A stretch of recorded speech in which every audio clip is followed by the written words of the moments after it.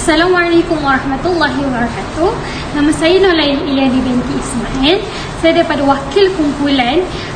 Kami kumpulan akan membentangkan mengenai tajuk kaedah asas 5, iaitu adat dijadikan hukum.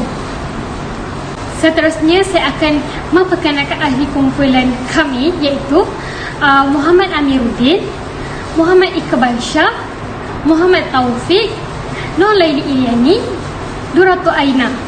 Saya akan menerangkan mengenai definisi adat dijadikan hukum. Adat berarti berulangan sesuatu berkali-kali dan menjadi kebiasaannya sehingga menetap ia di dalam jiwa manusia dan dapat diterima. Uruf pula memberi makna sesuatu yang telah dikenali oleh manusia atau masyarakat dan menjadi kebiasaan mereka mematuhinya, sama ada melalui perkataan maupun perbuatan, dan juga perkara-perkara yang mereka tidak lakukannya. Seterusnya, makna secara ijmali bahawa adat yang am atau yang khas menjadi hakam atau tempat rujuk bagi mensabitkan hukum syarak. Walau bagaimanapun, adat hanyalah dijadikan hakam bagi mensabitkan hukum syarak apabila tidak terdapat nas bagi hukum yang hendak disabitkannya. Maka, apabila ada nas, mestilah diamalkan berdasarkan nas itu dan tidak harus lagi beramal dengan adat. Assalamualaikum warahmatullahi wabarakatuh. Nama saya Durratu Aina binti Muhammad Syauqi. Saya daripada kelas TPSU 6B.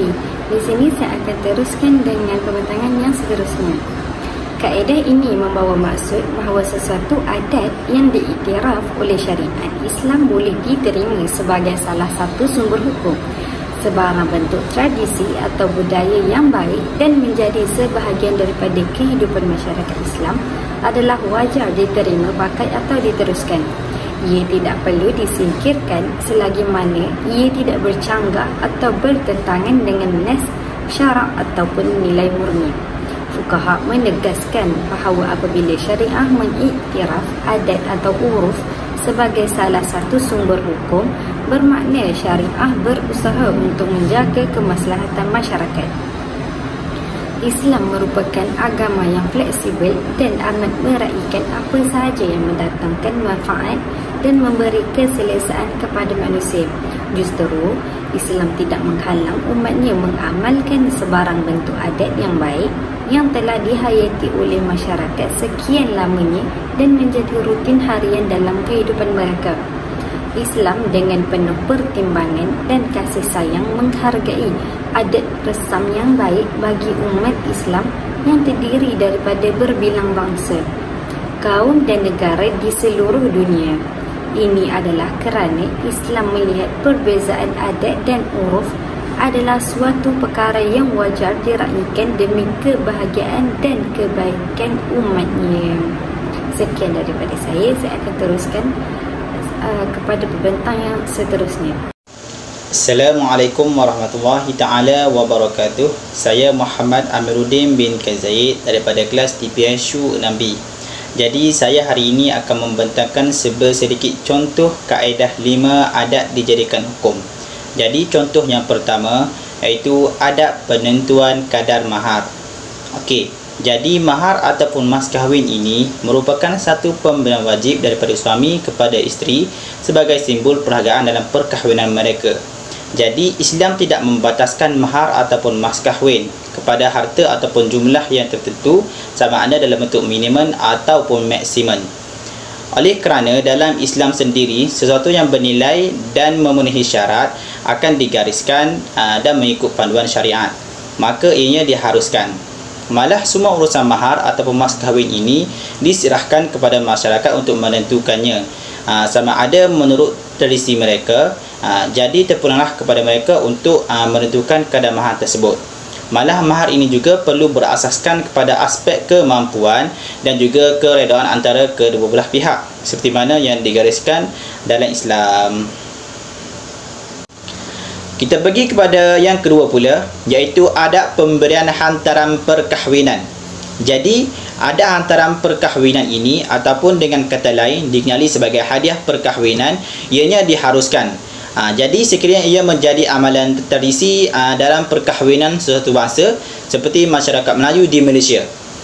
Akan tetapi dalam keharusan pemberian hantaran perkahwinan ini, ianya tidak boleh membebankan mana-mana pihak kerana sudah melanggar syariat. Maka apabila adat ini bertentangan dengan Islam, jadi ianya tak boleh diguna pakai sama sekali.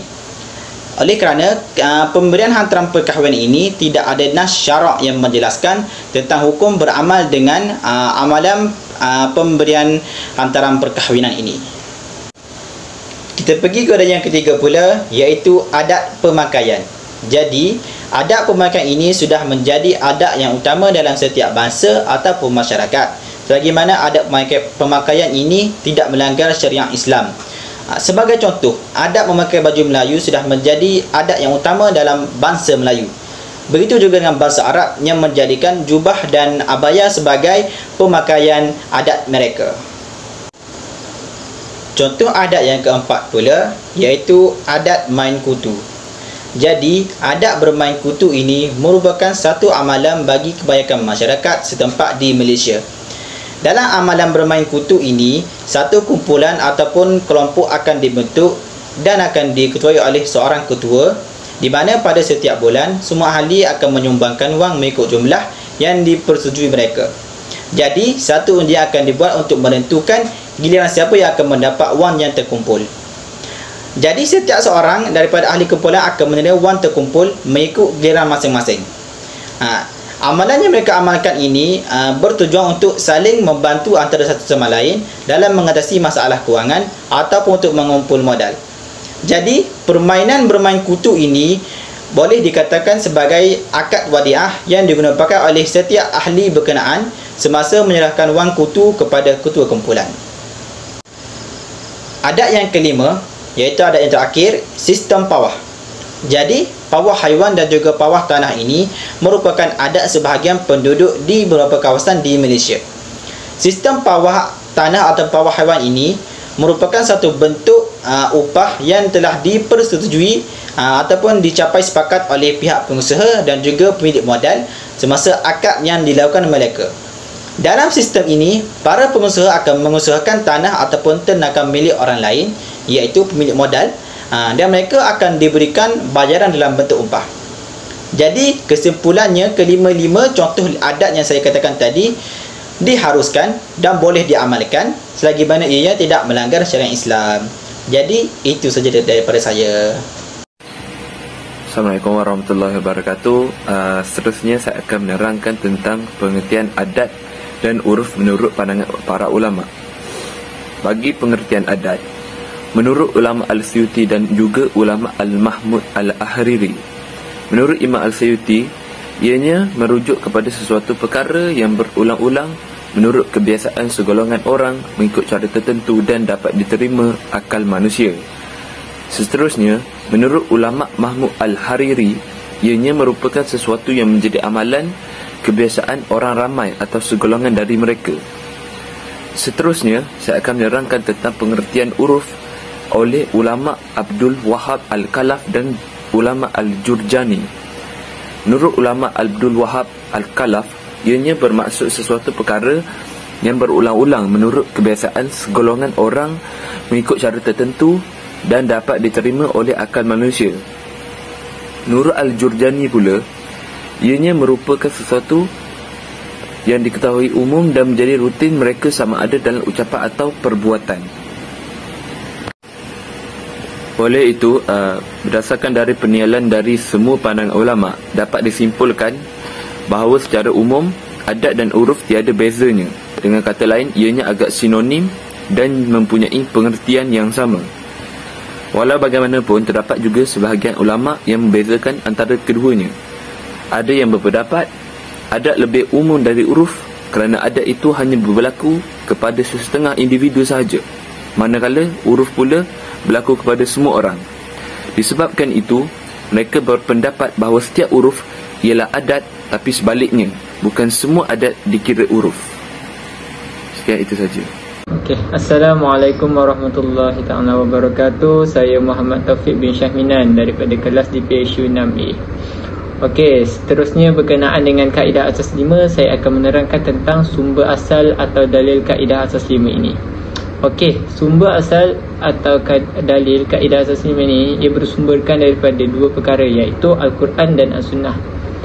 Okey, contoh ayat Quran yang mengatakan tentang sumber asal dalil ini adalah daripada surah An-Nisa ayat ke-19 yang bermaksud bergaullah dengan mereka dengan cara yang baik. Maknanya bergaul ni dia lebih kurang dalam pada adat juga. Macam setempat kan, sebab kita bergaul, kita komuniti kita dengan orang ramai. Okey, daripada sunnahnya, daripada Ahmad Musnad, maksudnya adalah Nabi Muhammad SAW kata, apa yang dipandang baik oleh orang Islam maka ia adalah baik di sisi Allah. Okey, di sini pun kita dapat lihat Nabi pun telah bagi tahu kan, apa yang dipandang baik oleh orang Islam ia baik juga di sisi Allah. Okey, seterusnya berkenaan dengan adat dengan uruf ni. Okey, ada majoriti fuqaha mengatakan adat juga dikenali sebagai uruf. Okey, jumhur ulama berpendapat bahawa adat dan uruf merupakan salah satu daripada hujah syarak dan boleh menjadi sumber rujukan dalam perundangan Islam. Ini terbukti melalui ungkapan dan fatwa yang dikeluarkan oleh mereka.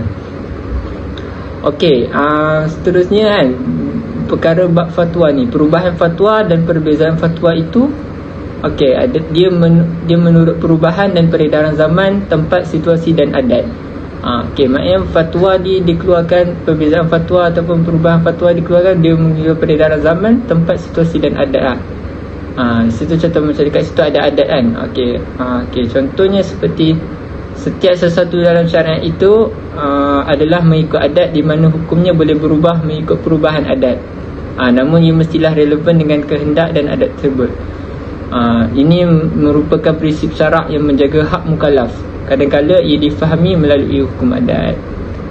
Okey, seterusnya, adat diterima sebagai penetapan hukum syarak yang tidak mempunyai nas. Okey, apabila ketiadaan nas yang bertentangan dengan hukumnya yang asal, atau terdapat nas tetapi secara umum sahaja, maka adat pada ketika itu boleh diterima pakai sebagai asas penetapan hukum.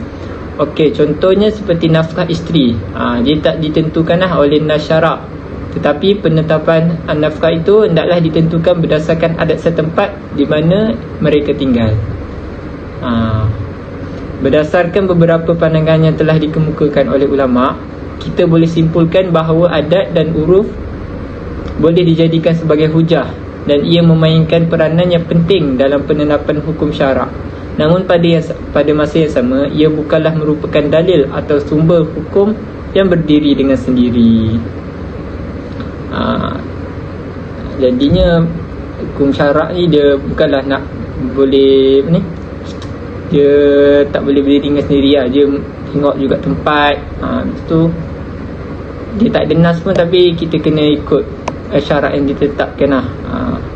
Walaupun macam tak ada lah, macam contoh tadi kan, isteri tu, bukannya kalau ikutkan tempat tu, dia kena ikut tempat dengan adat yang dia orang tinggal kat situ lah. Okey, apapun ia perlu dirujuk kepada dalil syarak yang muktabar. Dalil uruf sebenarnya kembali kepada dalil syarak yang lebih kuat seperti ijma' dan masalih mursalah. Okey, apabila syariat mengambil kira adat dan uruf, maka itu merupakan keringanan dan rahmat daripada Allah Subhanahu Taala kepada kita. Dan apabila Allah mengizinkan kita membina hukum berdasarkan adat dan uruf, maka keizinan Allah itu sumbernya yang hakiki. Okey, dari apa semua yang kita dapat ni, kesimpulannya apa yang kita boleh simpulkan, kesimpulan itu adat itu tidaklah melebihi kaedah fiqh. Dia ambil faedah darinya ketika pelaksanaan hukum. Okey, perlu diingatkan juga bahawa adat dan uruf tersebut tidaklah sampai kepada tahap sumber atau dalil yang utama. Okey, sekian saja dari kami. Terima kasih.